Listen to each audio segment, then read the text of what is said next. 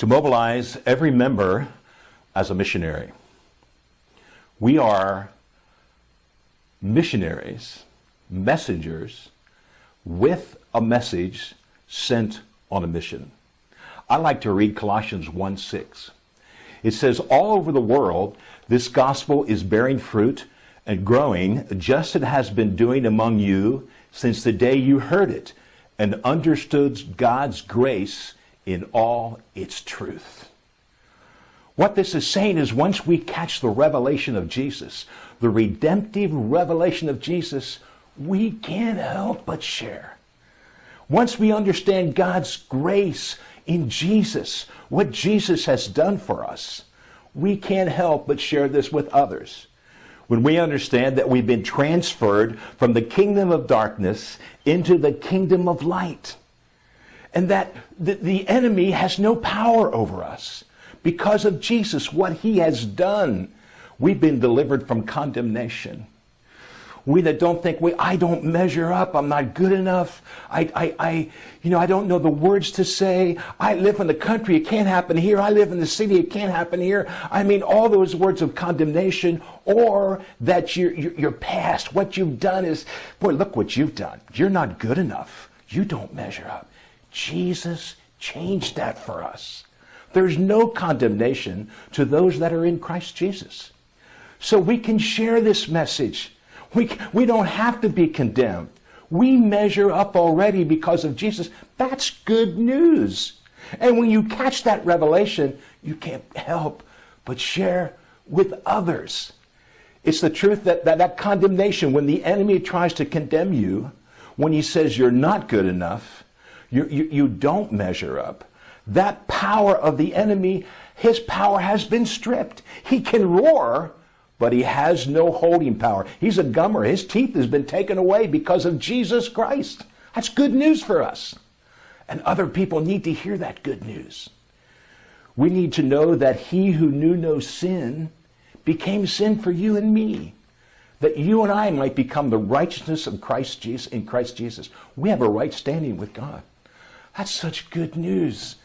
And we can't help but tell this good news to others. Well, when we catch that revelation of what Jesus has done for me, wow, I measure up already because of Jesus. When the enemy says you're not good enough, and when he tries to bring up my past is forgiven. When he tries to bring up your past, I tell you what, you bring up his past. His past is not so good. And by the way, you might remind him that his future doesn't look too good either. You see, you have been delivered from the power of darkness into the kingdom of light. Boy, we have a message. And that message has transformed us and changed us. Boy, the disciples, when they heard this message, they couldn't help but share. You know, how does this love, how do we understand this? Romans 5 says this, God has poured his love into our hearts by the Holy Spirit. See, when the Holy Spirit comes into your life, he brings that revelation of Jesus and his love to you. And guess what? You can't help but share. Boy, the disciples, they had been with Jesus, but boy, when they were filled with the Holy Spirit, that Holy Spirit brought that revelation of what Jesus had done for them, that they were free from the law.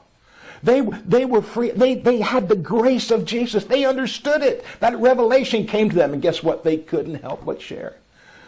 Acts 4:20 says they were out sharing and just sharing this good news, and guess what? The religious leaders didn't like this. They brought them in and said, listen, don't speak anymore in this name of this man. To him, he was just a man. Don't speak anymore. They beat him up and said, don't do this again. But guess what? They couldn't help but share. You see, once you catch that revelation, that I'm a new creature, all old things have passed away. The old you just no longer exist. You're a brand new creation.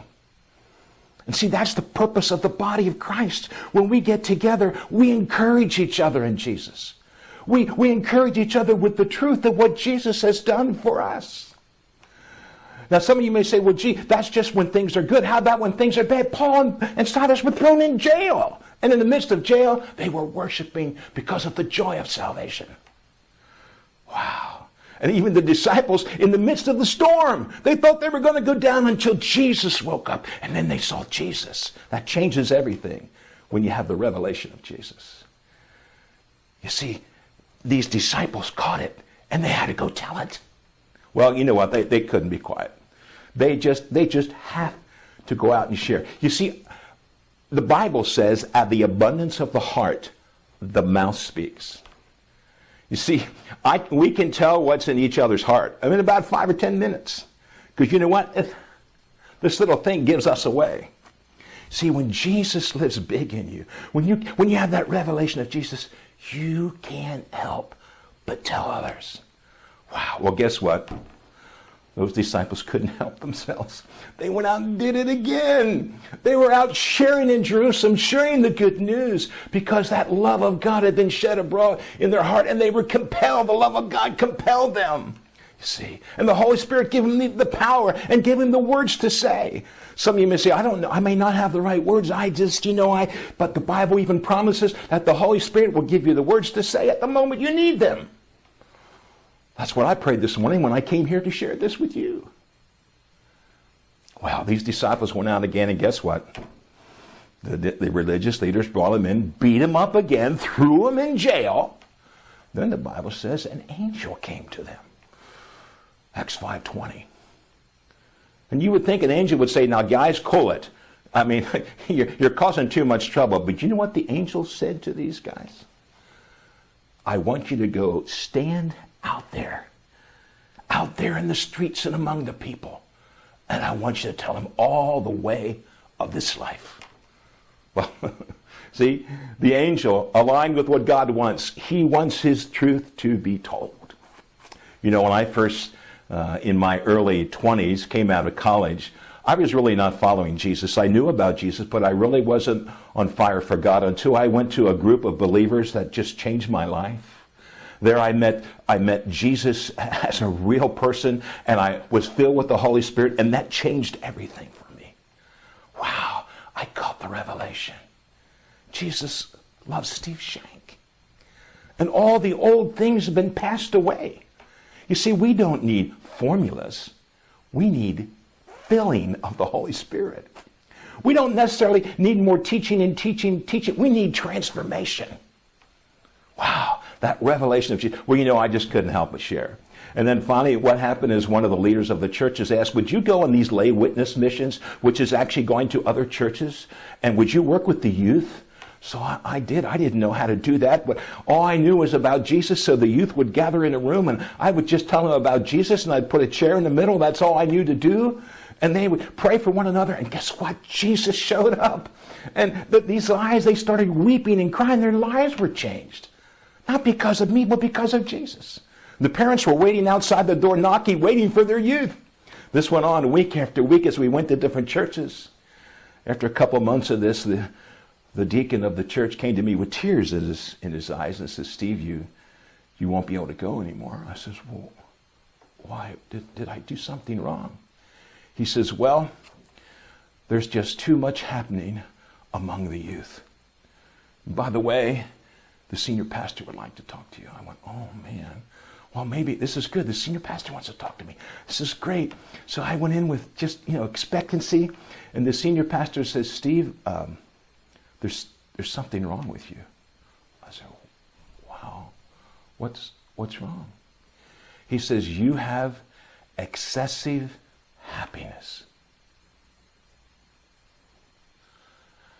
Well, you see, when you get the revelation of Jesus, you get the revelation of the joy of salvation. You see, we are messengers. We're on a mission. Whether that mission is across the street, at the grocery store, or around the world. We have a message. And that message is Jesus Christ changed my life. He can change your life. We need today a revelation of Jesus. Holy Spirit, fill us anew with your revelation power of Jesus. Fill us with your power to be a witness. You see, once you catch that revelation, you cannot help but tell others about Jesus. Every member be mobilized as a missionary. It's not a formula you follow. It's not a step 1, 2, 3. It's returning to the joy of our salvation, our first love. It's the Holy Spirit filling us and bringing that revelation of Jesus, what he's done for us. I don't have to measure up. I measure up already. Wow. He even calls me and calls you a priest and a king. What? And the same power that raised Christ from the dead lies within you and me. That same power. Wow. When we catch that revelation of Jesus, when the Holy Spirit brings that in, fills our heart, guess what? This right here, we cannot help but tell. So I want to encourage you today. Encourage each other to catch the revelation of Jesus Christ. Return to the joy of your salvation. And then continue as the messenger, sent on a mission with the message of Jesus Christ.